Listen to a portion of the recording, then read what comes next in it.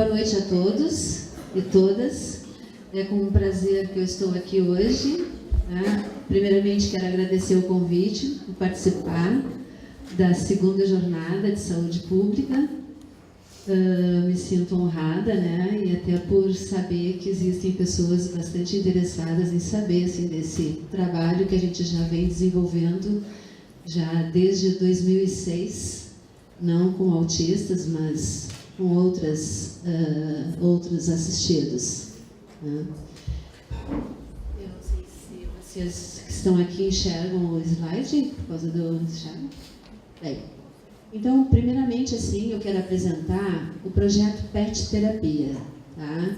Esse projeto PET Terapia, ele é da Universidade Federal de Pelotas, da Faculdade de Veterinária, Hospital de Clínicas Veterinária, e ele é coordenado pela professora Márcia de Oliveira Nobre. Aqui estão, então, os nossos cães terapeutas, tá? Estes cães, então, eles moram lá no canil da universidade. Tá? Gostaria muito de ter trazido pelo menos alguns deles, mas não foi possível. Alguns vocês vão ver, por exemplo, esta aqui, a preta, ela está desde muito tempo, então ela já está muito velhinha, ela já está aposentada, e a Teca também já está aposentada.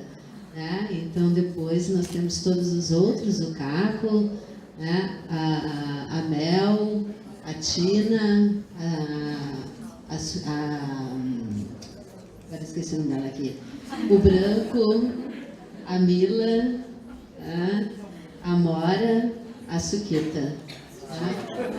E ela é a Pipoca, agora que eu lembrei, ela é muito metidinha às vezes, outro dia ela andou levando uns tapas lá da Tina.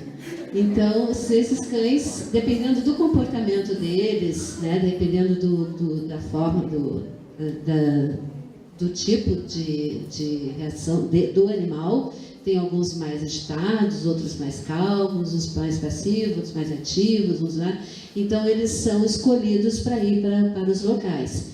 Então, lá dentro da veterinária, eles veem exatamente quais são os cães, que poderiam ir, por exemplo, para o hospital escola, com crianças que estão internadas. Quais são os cães? Então, tem que levar um cão mais calmo, um cão não tão agitado, até porque às vezes essa criança está no SUS, às vezes, então a gente tem que ter todo esse cuidado. Mas isso, toda a equipe da veterinária é que faz esse trabalho.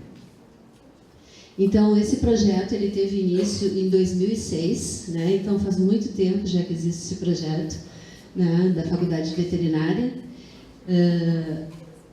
Ele atua assim como um projeto de extensão, como projeto de ensino e pesquisa, e tem também toda uma equipe transdisciplinar.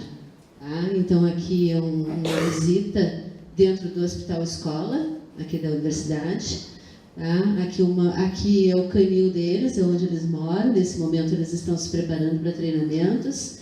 Aqui é um passeio de um local que era assistido, que é um dos locais assistidos por nós.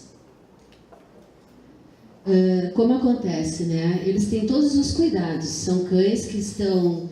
Na verdade, eles são todos cães sem raça definida. Eles são cães que apareceram e aí foram vendo que realmente era um cão que poderia se incluir na PET, porque teria como treiná-lo, nem todo cão, por exemplo, é possível fazer isso. Então, eles têm todos os cuidados diários. Tá? Lá existem uma média assim, de 16 alunos, todos responsáveis, todos eles têm os seus turnos. Tá? Então, sempre tem 2, 3 alunos do curso de veterinária, mantendo cuidado com eles, dando comida para eles, fazendo banho, fazendo higiene, atendimento também veterinário, para ver se, cuidado com alimentação, com vermes, todo cuidado de saúde, este animal é acompanhado pelos acadêmicos e também, logicamente, existem os veterinários junto com eles, tá? Então, os banhos, as escovações, os treinamentos que eles realizam, tá? Até porque tem locais, né, que se usa muitas vezes um túnel, então a gente tem que treinar o cão para passar pelo túnel, porque de repente a criança quer que o cão passe e o cão não sabe passar, né? Então os treinamentos também de passagens, né, de dar mãozinha, de dar patinha. Aqui também, até a própria relação entre eles, né? Para não poder dar nenhuma confusão. Então, e é muito interessante, porque se a gente chega lá, eles são os cães, quando a gente entra no canil, eles latem muito. Tu olha assim, tu desconhece aquele cão que entra para aquela visita. Porque, sabe, ali eles vivem a vida deles de cão. E quando eles saem dali, eles sabem exatamente que eles vão para trabalho, né? Então, eles entram nos locais, nenhum deles dá uma latida, nenhum deles olha um para o outro. Então, eles realmente sabem que eles estão em trabalho naquele momento. Tá? É muito interessante, gente, isso. Quem vê, quem acompanha, assim, sabe o comportamento deles. E, logicamente, a gente não pode expor eles, muitas vezes, muito tempo. Então, por isso que a gente também tem o rodízio. Nós temos, assim, a semana inteira de visitas, né, de terapias, né, de várias atividades em vários locais. E também são, por exemplo, se um vai hoje, amanhã ele não vai. Porque isso aí, às vezes, pode cansar também um pouquinho o animal. Então, a gente tem que ter muito cuidado com o bem-estar dele, né? Porque, naquele momento, ele exige dele, né, aquela atividade ali. Aqui, então, né, os treinamentos deles é uma bolinha de petiscos, tá? Onde eles giram, né, e vai caindo os petiscos e vai buscando. Aqui é um jogo de pet, tá? Onde a gente coloca um petisco dentro desta pecinha e aqui tem uma roda e eles vão girando e vão acabando tirando as pecinhas e pegando o petisco, né? Esta aqui é a Mila, que gosta muito de brincar com uma bolinha, que faz barulho, então é uma cachorra que se presta muito para tirar a bolinha e pegar. Tá? Então, como acontece, né? Então, como eu falei para vocês, visitas semanais a diversas instituições de Pelotas, né? Então, hoje a gente tem o Hospital Escola, tem o Hospital Psiquiátrico, tem algumas escolas, tá, que já, né, solicitam, alguns asilos, o Serenep e o Centro de Autismo. E onde se faz, então, né, o desenvolvimento de atividade, de terapia e de educação assistida por animais. Tá? Então, aqui nós temos algumas imagens, né? Todas essas imagens são imagens tiradas, né, das nossas atividades com eles. Aqui em alguma escola, tá? Esta foto aqui é do Serenep, onde as crianças adoram pintar as patinhas, e, né, dos cães e deles também. Interessante. Mas aí, assim, ó, antes de entrar aqui, eu quero falar para vocês como é que surgiu, então, né? Eu, psicóloga, hoje, lá dentro do curso de veterinária, né? Meio estranho. Em 2012, a professora Márcia Nobre me procurou aqui no curso de psicologia, porque eles já vinham desde 2006 realizando essas visitas aos locais.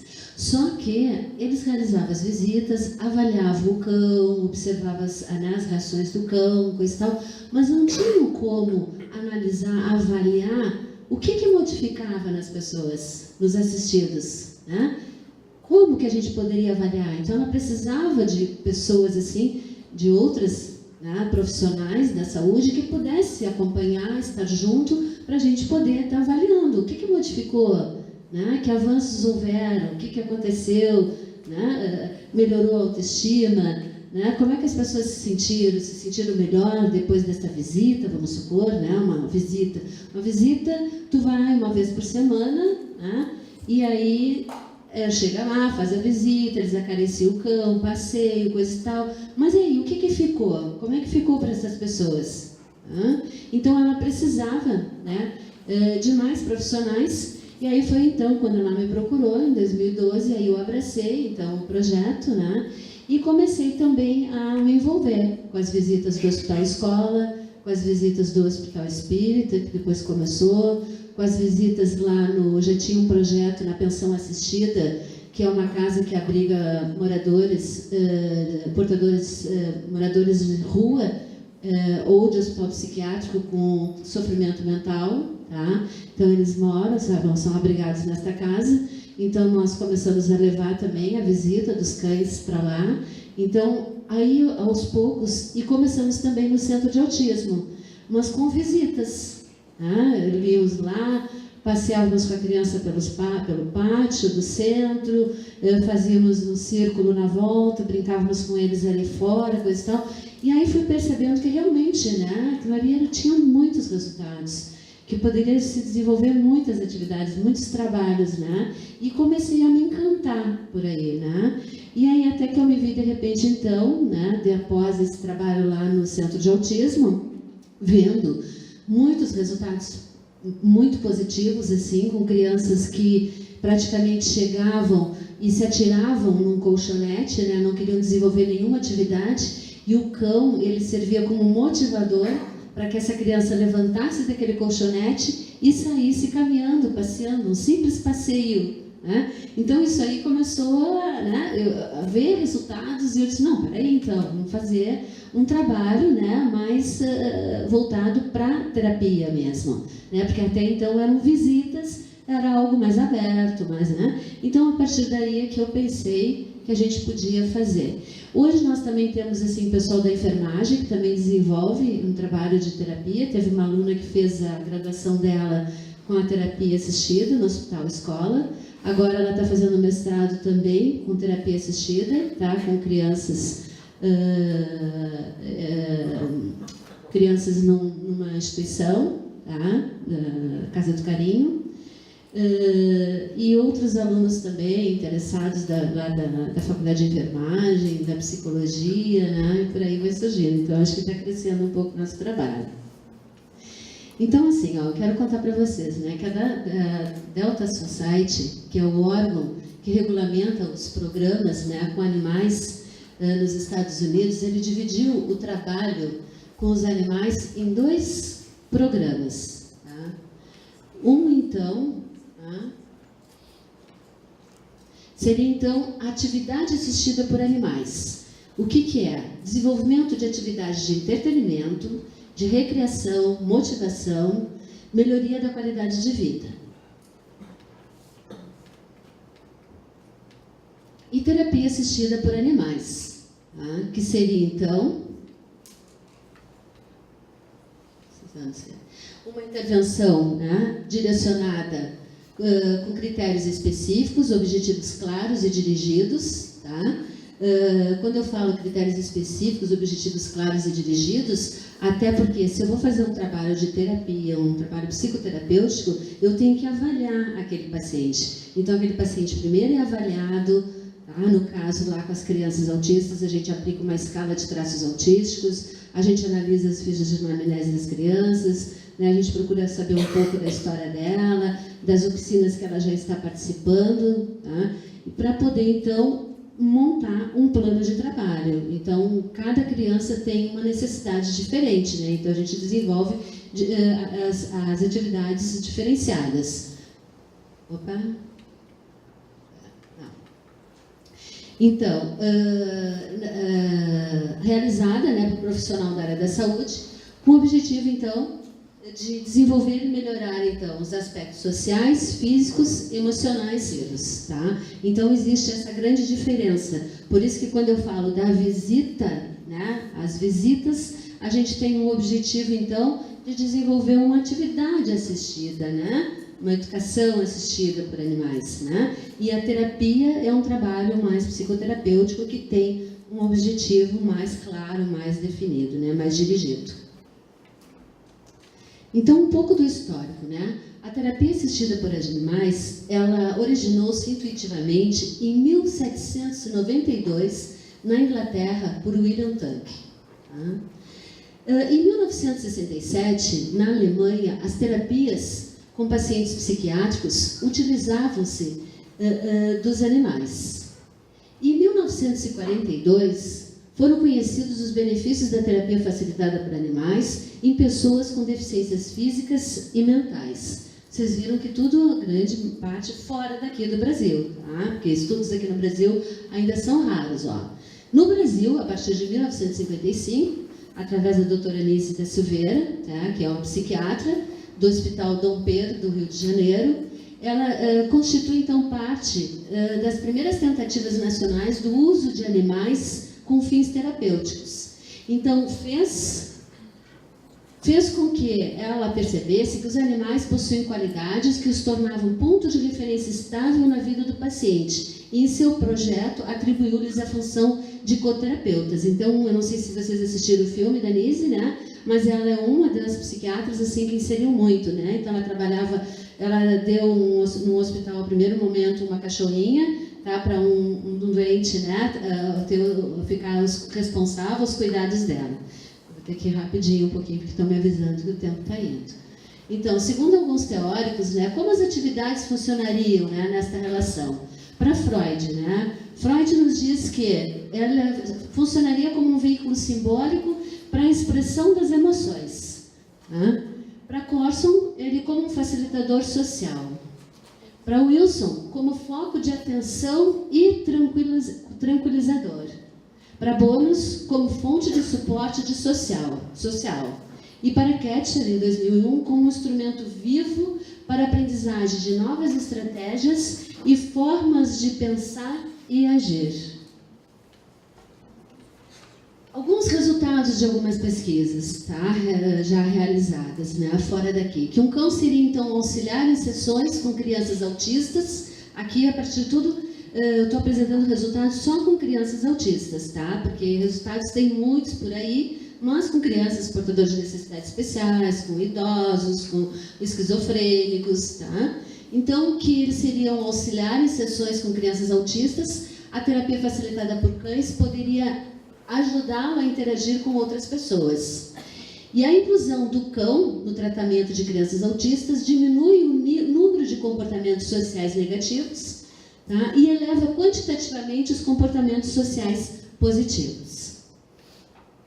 E os cães podem chamar a atenção das crianças, né, autistas. Constatou que as crianças olhavam e conversavam muito mais por um maior período de tempo com o cão, né, do que com o próprio terapeuta. E há um estudo também realizado com crianças autistas para quantificar e compreender os efeitos, né, da terapia, comparando com outras terapias tradicionais, no caso, os resultados indicaram que as crianças parecem mais receptivas, brincando com os cães, mais atentas e sorrindo mais na presença desses cães. Parece que, quando estão com os cães, elas mostram um nível de atividade focada no interesse pelo ambiente, né? E também, né, tem um estudo que mostra que a interação com cães e humanos deflagra em ambos alterações hormonais. Aqui tem bastante estudo sobre essa questão, que afetam o nível de endorfinas beta, prolactina e ocitocina por períodos médios de 15 minutos. Então, a liberação dessa substância diminui no organismo a ação do cortisol, né, que é o hormônio do estresse, provocando a sensação de bem-estar.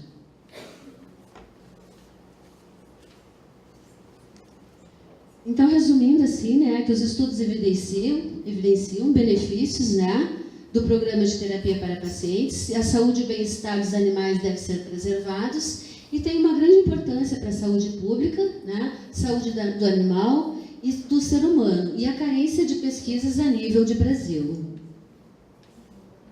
O transtorno do espectro do autismo, tá? Ele é um transtorno, então, de desenvolvimento de causas neurobiológicas. Ele pode estar presente, né, desde o nascimento ou começo da infância. Os indivíduos afetados, né, variam em relação a sintomas, como habilidade cognitiva, habilidade de linguagem expressiva, padrões de início e comorbidades psicopatológicas.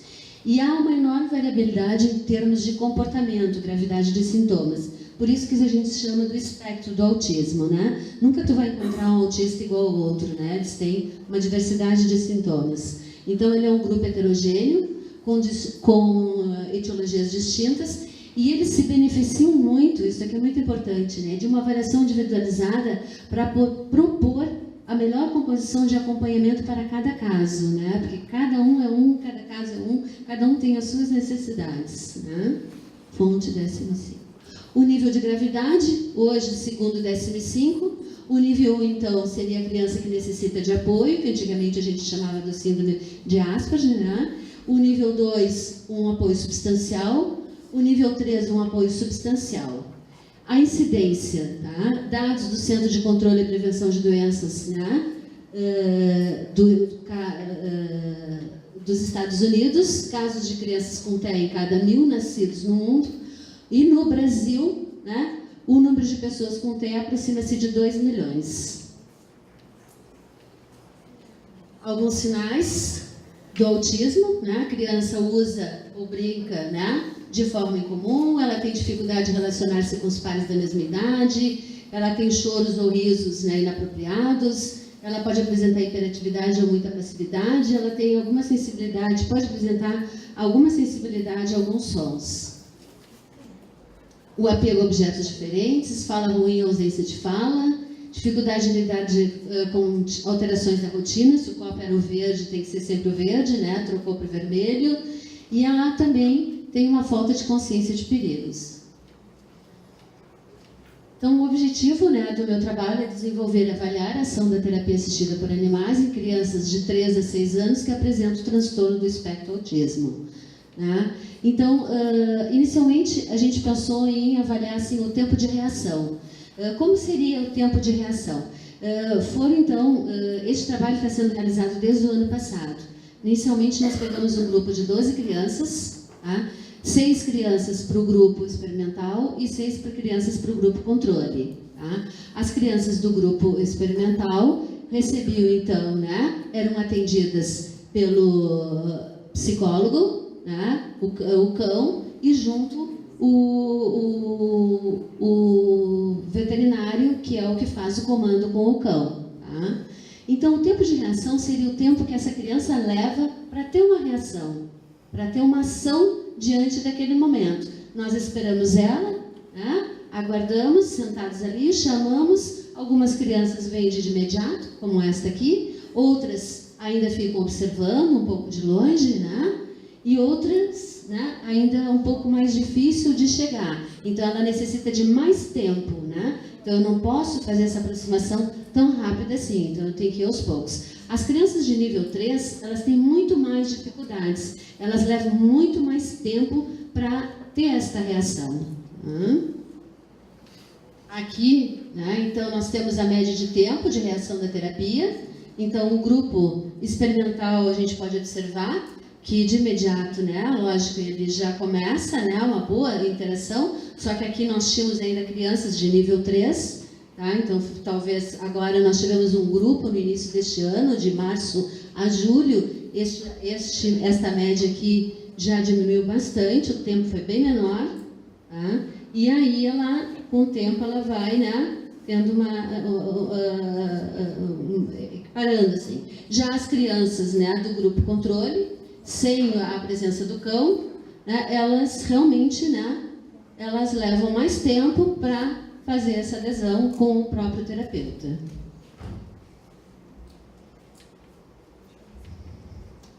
Nesse estudo piloto, tá, este que eu estou apresentando, que foi o anterior, elegeu-se ambos os grupos algumas áreas mais comprometidas para a estimulação, que foi, então, né, a partir da aplicação de uma escala de traços autísticos, a gente observou algumas necessidades maiores, né, naquelas crianças. Então, a gente teve que eleger algumas áreas. Então, a socialização, a comunicação, a atenção, a concentração e a motricidade.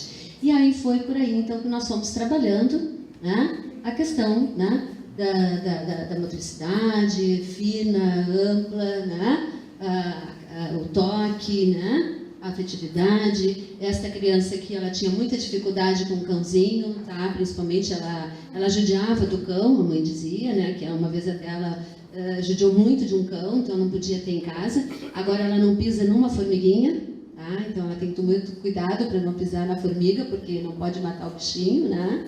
Então, uma criança que teve muitos avanços, tá? Então, aqui nós temos, assim, os avanços, né? Vou falar, assim, só dos principais aqui, tá, gente? Por causa do tempo, ela tá, já me passei. Então, aqui, o nosso grupo experimental, né? A saudação e despedida aqui, ó. A gente vê o quanto o cão nos facilita aqui, ó.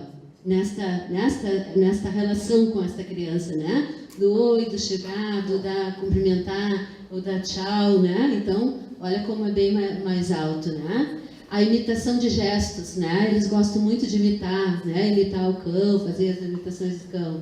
Depois vocês vão assistir aqui um. A reciprocidade emocional também, ó, bem mais alta. A expressão de sentimentos e emoções também a gente percebeu, né? Os avanços. Tá? A motricidade global e a motricidade fina, né? Até porque foram poucas áreas trabalhadas.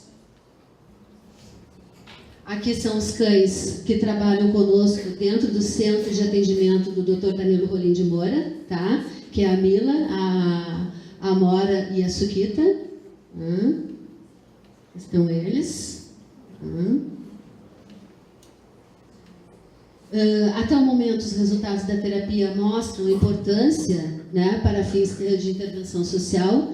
Crianças que apresentam transtorno do autismo, demonstrou-se que o uso de abordagem terapêutica em crianças com o transtorno aumenta os comportamentos socialmente desejáveis, né, tais como interesse, atenção, motivação, entre outros. Foi o que se percebeu assim, né, constatou-se até o presente momento. Então, concluindo, há numerosos benefícios potenciais de se implantar um programa de terapia assistida por animais com crianças que apresentam transtorno do autismo. E essa abordagem terapêutica, ela promove a socialização, né, e através do contato, então, direto, né, entre criança e animal, facilita o desenvolvimento de vínculos e estimula a interação social, a sensibilidade, o que posteriormente, no caso, essa criança autista, poderá se desenvolver com pessoas que fazem parte do contexto dela. E pode-se afirmar que os cães terapeutas, né, contribuíram muito para este estudo sem nenhum prejuízo ao seu bem-estar, que é uma das coisas que a medicina veterinária tem muito cuidado. Aqui algumas referências bibliográficas. Tem só um rapidinho. Aqui, então, né, o projeto, o endereço, o Facebook, nós temos uma página. Aqui nós temos também, né, os nossos patrocinadores, né, para poder dar conta, né, de ração, porque eles são muito bem alimentados, a ração que eles usam é da Rios, né, imaginem só. Então, uma das rações mais caras que tem, mas a Rios patrocina, né, todo esse... Então, eles são os cães realmente muito cuidados, sem nenhum problema, assim, de poder estar, né? E aqui, então, eu tenho rapidamente uma pequena parte, assim, de uma sessão terapêutica sem a fala, e esta música é uma música que foi dedicada às crianças autistas, tá? É só para vocês terem uma ideia de como funciona nesta relação dentro dessa sala com esta criança.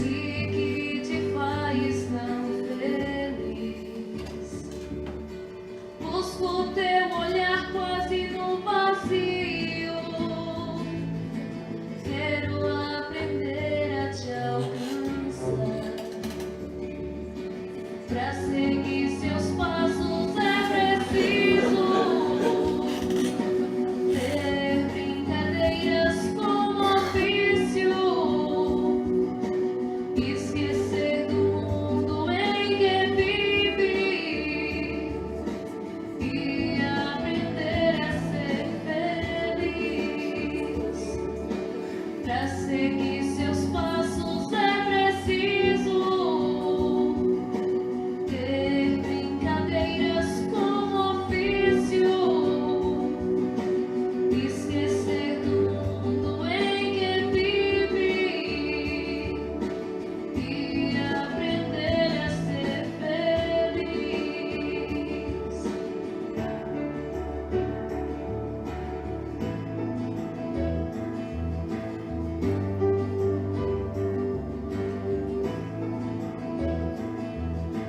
Nesse olhar tão meigo e tão distante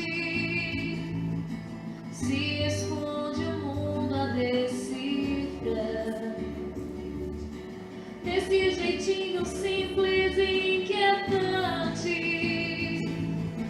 eu aprendi o que é amar. Pra seguir seus passos é preciso